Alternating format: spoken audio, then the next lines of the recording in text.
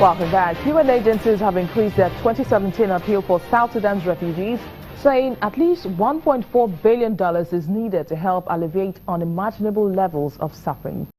The UN Refugee Agency and the World Food Programme had earlier asked for $1.2 billion to support more than 1.8 million people fleeing fighting. But the agency said in a joint statement that they've only received about 14% of the funds. WFP Executive Director David Beasley says that the funding is urgently required to bring South Sudan back from the brink and save lives. The UN High Commissioner for Refugees, Filippo Grandi, also called the situation in South Sudan one of the greatest tragedies of our time. The United Nations has declared famine in parts of South Sudan and warns that more than 20 million people risk dying from starvation because of drought and conflict in Yemen, Somalia, South Sudan and northeast Nigeria, while more than 100 million face acute malnutrition worldwide.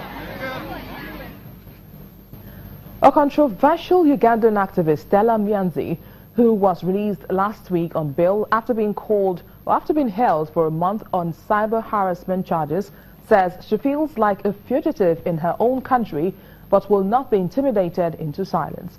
In a Facebook post, Ms. Nyanzi says she cannot move freely and does not have access to her home because, quote, security goons still wait for me there. Well, she also says that her children had to be moved from their home for their safety. Ms. Nyanzi was charged for using derogatory words on President Yoweri Museveni, but this has not stopped her from taking another dig at him and his government. The court reportedly denied the state prosecutor's request to bar Ms. Nyanzi from engaging in adverse derogatory comments about the first family as part of the bail conditions. Coffee lovers have gathered in Cameroon for the Festi Coffee 2017, a festival that celebrates the beverage and encourages its consumption. Cameroon is one of the few African producers of Robusta and Arabica beans and exports across the world, principally in Germany, Belgium and Russia. Despite coffee being one of Cameroon's main cash crops, the coffee drinking culture has been slow to take off in the country, where most of the coffee produced is processed for the European market. To try and get more Cameroonians to drink coffee, a group of investors in the sector recently held the 4th edition of the Festi Coffee in the capital, Yaoundé, to celebrate and promote coffee. The event brought together producers, coffee roasters and consumers to showcase the different varieties of coffee available in the country. 20 years or so ago, we ranked 12th globally as a coffee producer, but today we are not even on the list. But the coffee sector is slowly being revived by a few roasters who are trying to transform the local industry. Cameroon has seen its coffee output decline for decades, partly due to low investment and poor agricultural practices.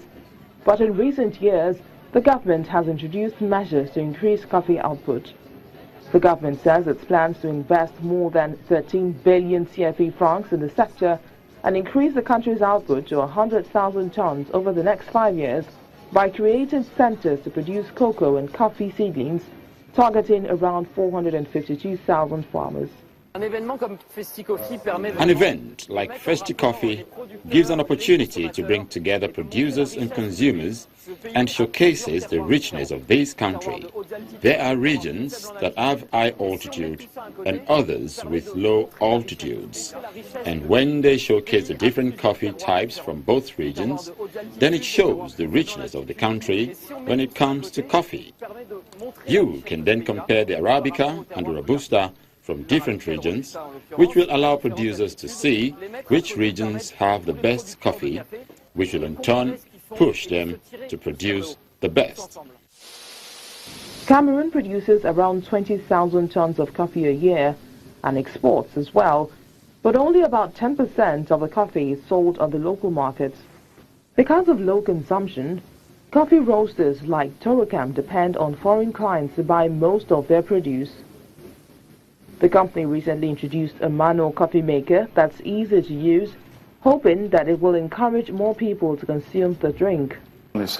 We are trying to find other ways to encourage the consumption of coffee, something that would please everyone, something that we can easily execute and distribute to consumers.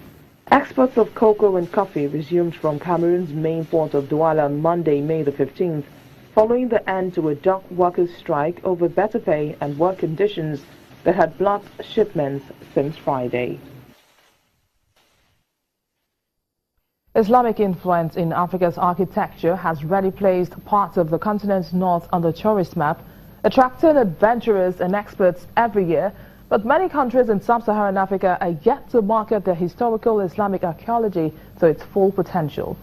A group of experts recently met in Bahrain to discuss how to turn the academic research on Africa's archaeology into a lucrative tourism sector. This archaeological site in Volubilis, Morocco, was an important 3rd century BC outpost of the Roman Empire. It's said to be one of the richest of such sites in North Africa today, indicating the existence of several civilizations from a Christian era to an Islamic period. The partly excavated town, located in a rich agricultural region, is also the ancient capital of the Kingdom of Mauritania. Archaeological tourism is now the mainstay of the old city. Volubilis reveals a detailed history showing that Islam was adopted in that part of Morocco at an early date. To help understand the important role that archaeology has to play in large parts of Africa, the Islamic Archaeology in Global Perspective Conference was recently held in Manama, Bahrain, bringing together various experts. In the far west, in Morocco, for example, we have at the site of Volubilis, famous site, UNESCO site, wonderful evidence for the transformation of diet, for the transformation of burial practices, for the use of new types of dishes, cooking practices that all come in the 8th century. So this would suggest that in that area at least, a very early spread of Islam. Now this is not the case everywhere. While Egypt has led the boom in archaeological tourism, this was dependent on earlier civilizations such as the Pharaonic era. Now Islamic Cairo is catching up with great interest in the Fatimid period, where a small Islamic caliphate existed in North Africa. The hope is that many parts of sub-Saharan Africa with Islamic heritage can meet their tourism potential. Jingweribe Mosque, a learning center built in 1327, is being restored. Like other archaeological sites in the country, the mosque was slightly damaged in a 2012 conflict waged by Islamists that saw various cultural sites in the country destroyed. Benjamin Kapeyeng, a professor of archaeology at the University of Ghana, says there are still many more historic architectural sites on the continent that are yet to get the attention they deserve. We also have the Jenny-style mosque at Wurianga in the Upper East region. That is also classic, dealing with the connections between people of northern Ghana and the Sahel region, as well as linking to North Africa. Many of Africa's archaeological treasures are yet to meet their tourism potential, no doubt. But by starting a special drive to promote Islamic heritage in Africa, experts say they are optimistic of contributing towards drawing more visitors to the African continent in order to increase revenue for countries. And that's our program today. Thank you for watching. I am BC Adebayo.